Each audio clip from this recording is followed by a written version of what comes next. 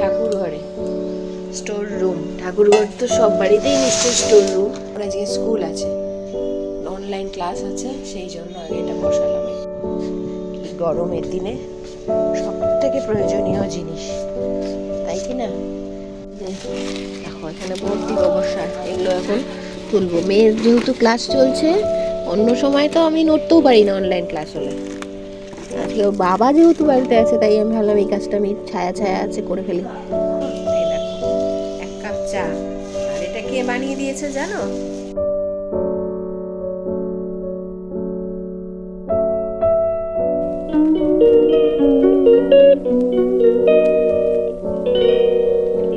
চেপে গেল আমার রান্না।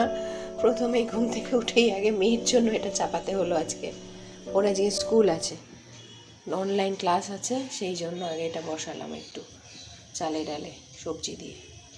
এই দেখো 1 প্রস্থ রুটি হয়ে গেছে, আপাতত থাক। এবার রুটির সবজিপাতি কাটি। এটা মেয়ের জন্য কেটেছি।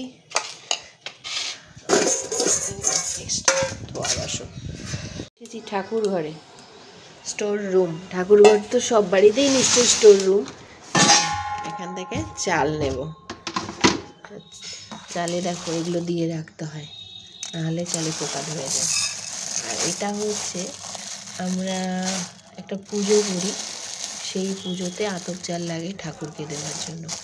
ঘট ভর্তি চাল দিতে হয়। সেই চালটা আমরা যেটা রোজকার খাওয়া চালের পাত্র, তার মধ্যে রাখি। এটা এবারই নিয়ম। আমি জানি না এই নিয়মটা তোমাদের আর কার কার আছে। যাদের আছে কমেন্ট করে জানিও। আর এই দেখো, বুঝতে পারছো এটা কিসের কৌটো?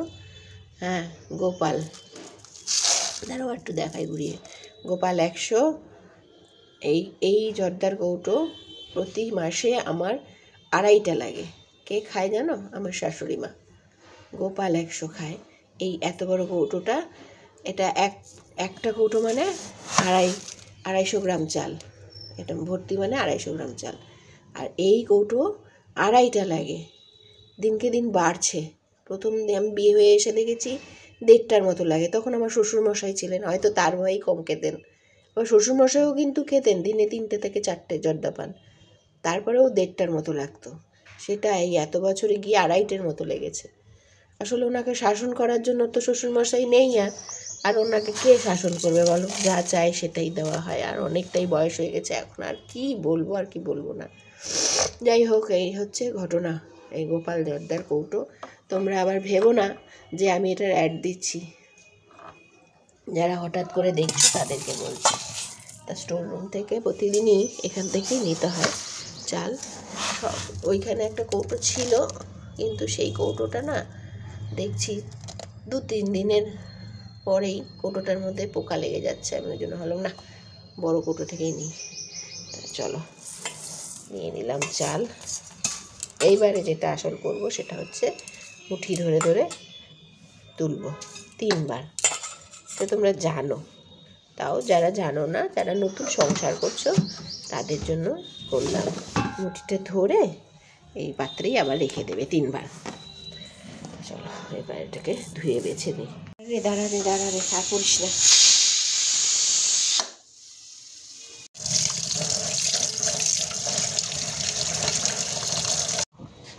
এই গরমের দিনে সব থেকে প্রয়োজনীয় জিনিস, তাই কি না? এইটাকে আজকে আবার গত বছর না, কয়েক বছর আগের সেইটা, মানে এটা বহরমপুর থাকতে নাই করে 8-9 বছর হবেই, সেটাকে আজকে বের করলাম। সময় পাচ্ছিলাম না, এত গরম গেল। অ্যাকচুয়ালি এটাকে বের করে একটু ধুতে হবে। মুখটা দেখো প্লাস্টিক দিয়ে আটকানো, যাতে এইখান দিয়ে কোনো নোংরা বা আরশোলা, পিঁপড়ে, মাকড়সা বাসা না করতে পারে ভেতরে। আর নিচটা এরকম করে আটকানো। ওই যে, চলো এবার আমি উপর নিচ দিকটা ভালো করে ধুয়ে নিই, ওপরের মুখটা। এইবারে খালি এবার না আমার একটু এই জায়গাটা ভেঙে গেছে। বহরমপুর থেকে জার্নি করে যখন এসেছে ও, তখনই ভেঙে গেছিলো। সেই কারণেই আমি আরেকটা কিনেছিলাম গত বছর। না, একদম বাজে ওটা। এটার মতন এত ভালোও না, এত ঠান্ডাও হয় না, আছে ঘরে, কিন্তু আমি ওটার ব্যবহার করব না। এই পুরোনোটাই ভালো, বলে না পুরনো চাল ভাতে পারে, সেরকমই অবস্থা। চলো ভালো করে। ওয়েদার দেখো, আর কত কত ফুল ফুটেছে, দারুণ ওয়েদার, দারুণ। বৃষ্টিটা হলো না, কিন্তু বুঝতে পারছো না কি বলছি। ওই দেখো পাখিটা, কি কি দারুণ ওয়েদার না। আর কত কত দেখো ফুল ফুটে গেছে। আমি একটু গাছ পরিচর্যা করবো, ওয়েদারটা ভালো তো। মেয়ে রান্নাটা হয়ে গেছে, ওই জন্য ভাবলাম আজকে একটু করে নিই গাছের পরিচর্যা। ঠান্ডা ওয়েদার আছে, সকাল সকাল সেরে নিই। এবারে বেড়া জালে পড়ে যাব, আর পারবো না। এই দেখো এই জবাটাও ফুটেছে। এই জবার ডালগুলো আমি একদম মুন্ডো করে ছেটে দিয়েছি। একখানাই ডাল আছে পুরনো, আর সব আমি ছেটে দিয়েছি। বেরোচ্ছে এখন ডাল, আস্তে আস্তে ফুলও হবে। এই ডালেই যা করি আছে এই গাছটার।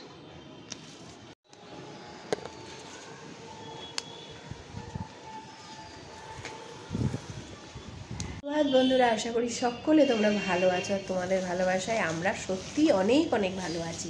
আজ তো আমি বিশেষ করে অনেক ভালো আছি, কারণ এই দেখো 1 কাপ চা। আর এটা কে বানিয়ে দিয়েছে জানো? বেশ কয়েকদিন পর এই ভদ্রলোক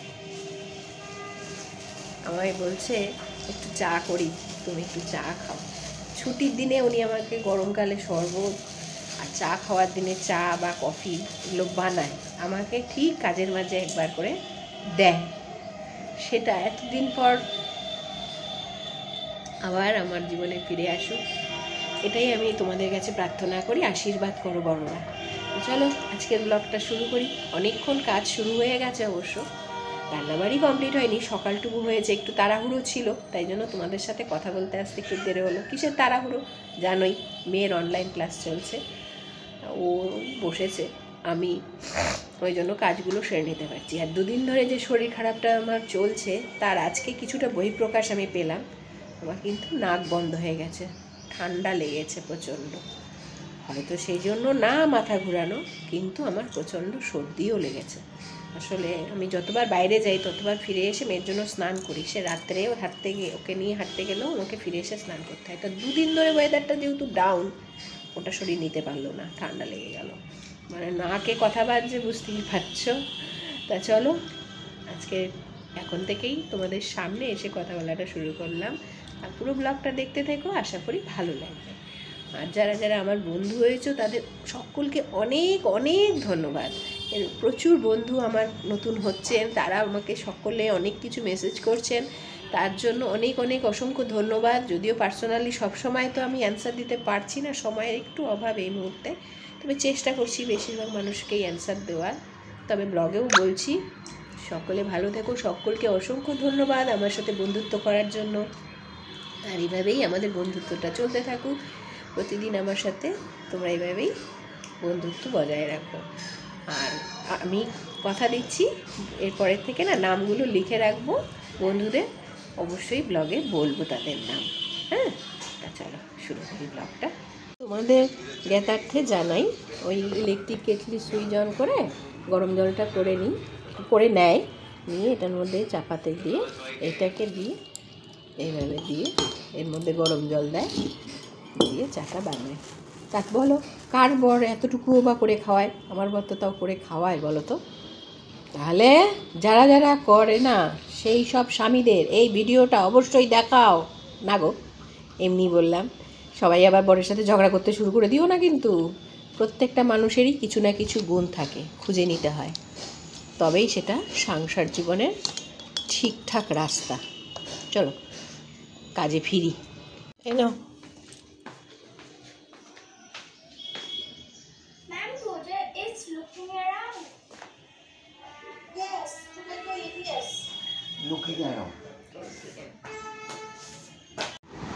ওস্তাদ বসে পড়েছে খেতে। খাও খাও, তাড়াতাড়ি করো, তাড়াতাড়ি করো, মিটিং আবার শুরু হয়ে যাবে, নেক্সট ক্লাস। হোক তো হোক না, তুই আগে শেষ কর। কখন একটু দুধ খেয়েছিলি? ওটা কি থাকে এতক্ষণ? বলছে ফিনিশ করো ফিনিশ করো ফিনিশ করো। ও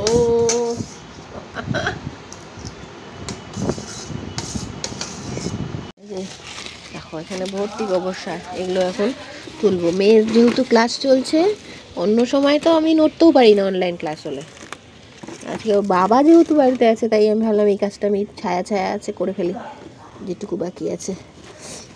পুরো লোকে আগে ভাঙতে হবে, বড় বড় অবস্থায় আছে। এখানে কিছুটা দেব।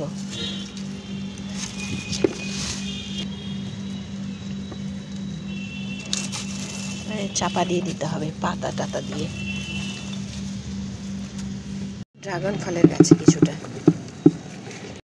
এই ডালটা নিয়ে আসলাম ওই দিক থেকে, এইটাকে এখানে এখন পেতে দেব। এভাবে রেখে দিই, নিজে নিজেই বেয়ে যাবে। এই হচ্ছে আপাতত গাছের পরিচর্যা। আর একটু আছে কাজ বাকি। এই কিছুটা কাজ করতে করতেই হঠাৎ এমন শরীর খারাপ করতে শুরু করলো, আর সমস্ত শরীর কেঁপে আমার মনে হচ্ছে যে এক্ষুনি কম্বল চাপা দিতে হবে, জানো তো। তাড়াতাড়ি কোনো রকমে বাকি রান্নাটুকু সারলাম। সকালেও বুঝতে পারিনি, সবে সর্দি জ্বর তো সর্দি ছিলই, সেটা যে জ্বরে পরিণত হবে বুঝতে পারিনি। তাড়াতাড়ি কিছু রান্নাবাড়ি করলাম, আর এখন মাছের ঝোলটা করছি। বাটা মাছ নিয়েছিলাম, সেগুলো ভেজে নিলাম, আর 2 টুকরো মাছের মাথাও ছিল, সেগুলো একটু ভালো করে ভেজে ফ্রাই প্যানে পোস্ত আর সাদা সর্ষে বেটে কালো জিরে ফোড়ন দিলাম প্যানের মধ্যেই, দেখতে পেলে। আর নামানোর সময় নেই, ওর মধ্যে ফোড়ন দিয়ে দিলাম মশলাটা। এখন পরিমাণ মতো লবণ আর হলুদ দিয়ে নিলাম। এখন ভালো করে ফুটে উঠলে একটু কাঁচা লঙ্কা ওপর থেকে দিয়ে দেবো, আর শেষে দেবো সর্ষের তেল। একটু পোস্ত সর্ষের তেল, নামানোর সময় একটু কাঁচা তেল দিলে না খেতে খুব টেস্ট বাড়ে। এই কোনো রকমে ওদের খেতে দিয়ে আমি এই যে দেখো, ওরা খেয়ে দিয়ে ওইভাবে কোনো রকমে এসে ওরা ওই ঘরে ওই দিকে শুয়েছে, আর ওরা ফ্যান ছেড়েছে দেখে আমি এই দিকে চাপা দিয়েছি গায়ে। আমি পারছি না, আমি তো ফ্যান ছাড়তেই পারবো না, অসম্ভব। রীতিমতো কম্বল আমি গায়ে একখানা দিয়েছি, তার উপরে একখানা আবার মোটা চাদর, এত কিছু দিয়ে কোনো রকমে ওষুধটা খেয়েই চোখ বন্ধ করার চেষ্টা করছি। কিন্তু সত্যি কথা, কিছুই হচ্ছে না আমার ঘুমও আসছে না, শরীর অস্থির করছে। একবেলা যদি বাড়ির মহিলারা বিছানায় পড়ে, তাহলে সব একদম ছন্নছাড়া অবস্থা হয়ে যায়, জানো। এই যে দুপুরের থেকে আর আমি হাঁটতে পারছি না। কোনোরকম ওদেরকে খাবার দিয়েছি, আমি খাবার খাইনি, খেতে পারিনি আজকে আমি দুপুরের খাবার। আমি পারছি না, আমার কেমন বমি পাচ্ছে, এমন অবস্থা। যে শরীর খারাপটা 2 দিন ধরে শুরু হয়েছে, সেটা আজকে জ্বর দিয়ে বেরোলো, এমন গা গরম। তখন বাজে বেলা প্রায় 1টা, দেখছি যে আর পারছি না। কোনো রকমে 3 জনের খাবার 3টে থালায় দিয়ে আমি ওষুধ খাবো দেখে একটা বিস্কুট খেলাম। আগে বিস্কুট খেয়ে নিয়ে জ্বরের ওষুধ খেলাম, খেয়ে একদম শটান ওইখানটায়। দেখলেই আমি কোথায় শুয়েছিলাম, ওরা নিজেরাই খেয়েছে। দেখো অবস্থা, দেখো সারা সকাল থেকে সব বাসন পড়ে আছে, একটাও মাজা হয়নি। এখন সব মাজবো, কারণ এখন জ্বরটা একটু ঘাম দিয়ে ছাড়লো। প্রায় 3 ঘন্টা পর ঘাম দিয়ে জ্বর ছাড়লো। তাই এখন কি করতে এসেছি দেখবা, আগে এটা করবো। এটাও তো করিনি, উঠে যাবে, উঠে খাইতে দিতে হবে আবার। এখন এগুলো করছি। আর আজকে আসবে আমার মামাতো বোন, আবার আসবে আজকে। ওরকম ঘটনা ঘটার পর দেখতে এসেছিল একদিন, ও আর ওর বর আজকে আবার আসবে। আর এসে যদি দেখে আমার এরকম অবস্থা, আমায় যে কী বকাঝকা করবে তুমি ভাবতে পারবে না। ও খালি আমাকে বলবে কি ফোন করে, যাই আগে নিজের দিকে তাকা, অনেক তাকিয়েছি সেদের দিকে, আগে একটু নিজের দিকেও যত্ন কর, আমার তোকে দেখে এসে ভয় লাগছে। খালি প্রতিদিন এক কথা বলে আমাকে। আর আজকে তো আসবে, একদম এসেই দেখবে যে জ্বর বেরিয়ে বসেছি, দেবে ধরে আমায় উত্তম মধ্যম। আর কি বলবো বলো, সবাই জেনে যাবে শরীর খারাপ যে, আমার বাড়ির সবাই। আমার বাড়িতে কথা বলছি না, আমার শ্বশুর বাড়ির কথা বলছি না, বাবার বাড়ির সব জেনে যাবে, আমার মামার বাড়ির সব জেনে যাবে। চলো বলতে পারছি না কথাগুলো। আগে কাছে এক এক করে শাড়ি, এই এতগুলো বাসন, ঠান্ডা লাগছে, তার মধ্যে বাসন দেখেই আমার আরও বেশি গা ঠান্ডা হয়ে যাচ্ছে। এতগুলো বাসন মুছতে হবে। সবাই খেয়েছে, খেয়ে সেখানে গেছে, তাও যে টেবিলটা মুছেছে এই আমার রক্ষা। মেয়ে মুছেছে জানো, মেয়ে, এত লক্ষ্মী মেয়ে। মানে এত কিছু করতে গিয়ে আছে টক দই দিতে ভুলে গেছি বাটিতে, সব তো বাটিতে টক দই দিতেই ভুলে গেছি। পড়ে আছে বাইরে টক দই। যদি গরম হতো আজকে মারাত্মক, নষ্টই হয়ে যেত টক দইটা। এই তো অবস্থা, কি বলবো, এত দুঃখে হাসি পায়। চলো রাখি, পরে আবার কথা বলছি। দেখো এদিকে কিছু, ওই দেখো টক দই, ওই দেখো, দেখেছো টক দই পড়ে আছে বাইরে। ওই দেখো বাসন কোসন সব, থালা, এমন বাটি ফাটি সব, ইভেন আমার কড়াই সকালে রান্না করেছি, প্রেশার, সব এগুলো তো সব আমি রান্নার পরে মাজি, পারিনি। সন্ধেবেলায় ছাদে আবার ফুল তুলতে এসেছি, আর শরীরটাও ভালো নেই, তাই আজকের ব্লগটা এখানেই শেষ করছি বন্ধুরা। শুভরাত্রি।